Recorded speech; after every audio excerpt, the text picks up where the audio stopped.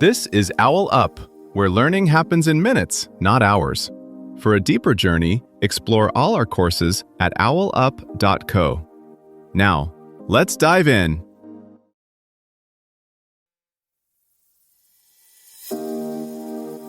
Welcome back to Chapter 2 of our series, Money Mindset, Transform Your Financial Identity. In this episode, titled Money Scripts, The Unconscious Rules Driving You, we'll uncover the hidden beliefs about money that shape our behaviors and choices. Get ready to identify these money scripts and explore where they come from. Let's dive in. About half of adults say thinking about money makes them anxious. Now, here's the twist. Many of those people earn enough. So why the knot in the stomach? Today, we step into that gap between the numbers in your bank account and the stories running in your head. Money stress isn't just in your head, it's often in your history. By the time you were about 7 or 8, you'd already absorbed most of your core beliefs about money from parents, caregivers, culture, and even what was not talked about at home. Researchers call these beliefs money scripts, and they often sound like quiet background lines. Rich people are selfish. I'm just bad with money. More money will solve everything. Talking about money is rude.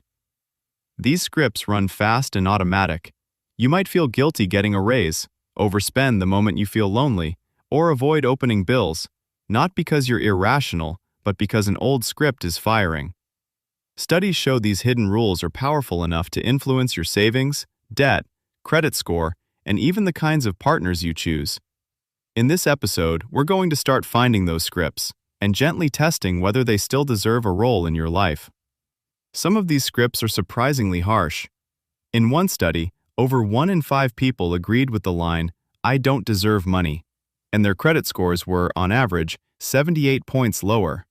That's not about math, that's about identity. Scripts can sound like moral judgments. Good people don't care about money. If I have more, someone else gets less. Or, wanting wealth makes me greedy. Others are soothing but risky, like a dessert that's all sugar. It'll work out somehow. Future me will handle it. I deserve this today. Today, we'll start noticing which ones echo in your own thoughts. When researchers map these patterns, some clusters show up again and again. Think of them as families of money scripts, each with its own emotional flavor and predictable behaviors. One set leans toward money avoidance. These are the beliefs that push money away. Having money is bad. People with wealth are corrupt. If I earn more, I'll lose friends. Clontz and Britt found that when these are strong, people tend to have lower net worth even when their income is similar to others.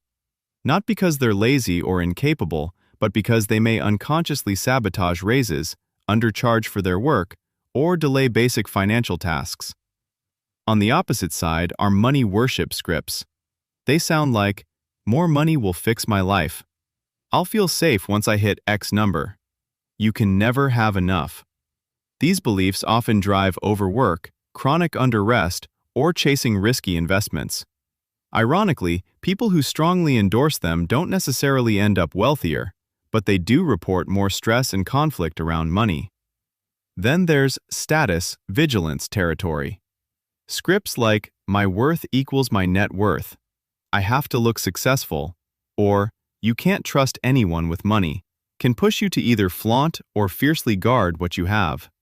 That might mean overspending to keep up appearances, or staying so secretive that partners are left in the dark, both common sources of tension in relationships. A quieter category is money dependency. Beliefs such as, someone else should handle this, or I need a partner to be financially okay. These can keep you from building skills or confidence, even when you're perfectly capable of learning. None of these are diagnoses. Most people hold a mix of them, and some are context-dependent. You might be avoidance-oriented with saving, worshipful around career income, and status-driven with gifts. The important shift is this. Instead of asking, what's wrong with me around money? You begin asking, which script is talking right now, and where did I learn it? That question turns shame into curiosity and opens the door to experimenting with new, more helpful lines.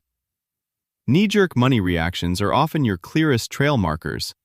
Say your friend gets a big promotion and you feel a sting instead of pure happiness. One inner voice mutters, "Must be nice," while another adds, "I'll never get there." That mix of envy and resignation isn't random. It's a cluster of old lines surfacing at once. Or think about payday. Some people feel a rush to spend before the balance disappears, buying small upgrades all weekend. Others instantly sweep everything into accounts and refuse small pleasures, then binge later. Two very different behaviors, but both can be driven by the same underlying fear. This isn't safe unless I control it right now. Notice, too, how scripts can clash.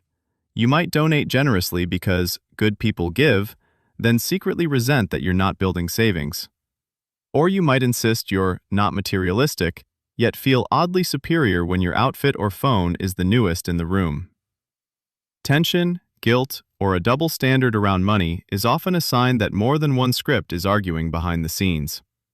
Clance once wrote, "We don't have relationships with money. We have relationships with our stories about money."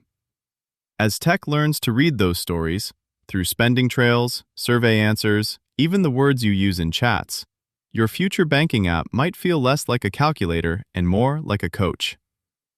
The risk? If companies can nudge you toward healthier habits, they can also steer you toward products that mainly serve their bottom line. You don't have to fix your entire financial life to start shifting these patterns. Tiny experiments, pausing before a purchase, opening the bill you'd usually delay, saying, "Let me think about that," to a money request, are like gentle stretches for a tight muscle. Over time, they loosen old reflexes and make room for choices that actually fit who you are now. Start with this tiny habit. When you log into your bank account or glance at your credit card app, quietly say one sentence out loud that you heard growing up about money, like, "We can't afford that," or "Rich people are greedy." Then add just 3 words to the end. And is that true? Don't try to fix anything or judge yourself.